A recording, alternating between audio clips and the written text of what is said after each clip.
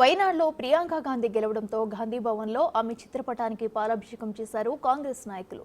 ఇందిరాగాంధీ మనవరాలుగా చరిత్ర సృష్టించిందన్నారు సీనియర్ నేత విహెచ్. వచ్చే ఎన్నికల్లో అక్కా తమ్ముడు కలిసి కాంగ్రెస్ను అధికారంలోకి తీసుకురావడం ఖాయమన్నారు. మహారాష్ట్రలో డబ్బుల ప్రభావంతో బీజేపీ గెలిచిందని, ఆ గెలుపు అదానీ అంబానీ గెలుపని ఎద్దేవా చేశారు విహెచ్.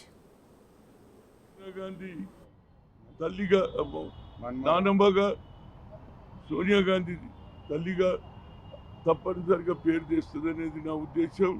ఏదైనా ఈ వైనాడు ఇంత మెజార్టీ వస్తుందని ఎవరు ఊహించలే, కానీ ప్రజలు ఆమెను ఆదర్శిస్తున్నారు, ఆమెను ఆకర్షిస్తున్నారు, ఆమె నాయకత్వాన్ని బలపరుస్తుంది. కాబట్టి ఇది యావత్ భారతదేశంలో దీని ప్రభావం ఉంటుందనేది నా ఉద్దేశం.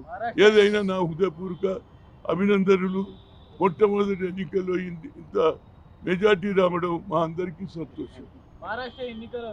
మహారాష్ట్రలో అది డబ్బుల ప్రభావం జరిగింది. ఎందుకంటే దానికి కారణం ఒకటే, 48 పార్లమెంట్ సీట్లుంటే మొన్న జరిగినటువంటి పార్లమెంట్ ఎన్నికల్లో ఇండియా కూటమికి 31 సీట్లు వచ్చింది.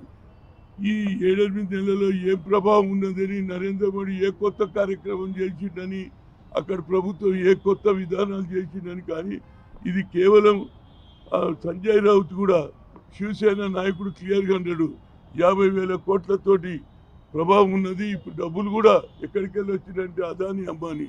నా ఉద్దేశంలో ఏది మహారాష్ట్ర ఎన్నికల ఫలితాలు ఇది కేవలం నరేంద్ర మోడీ గెలిపించినట్టు కాదు, అదానీ అంబానీ ప్రభావం అనేది నా ఉద్దేశం. ఈ గెలుపు వారికే పోతుంది. ఏదైనా మరి జార్ఖండ్లో తప్పనిసరిగా జేఎంఎం కాంగ్రెస్ కలిసి ఇండియా కూటమి కలిసి గెలవడం శుభ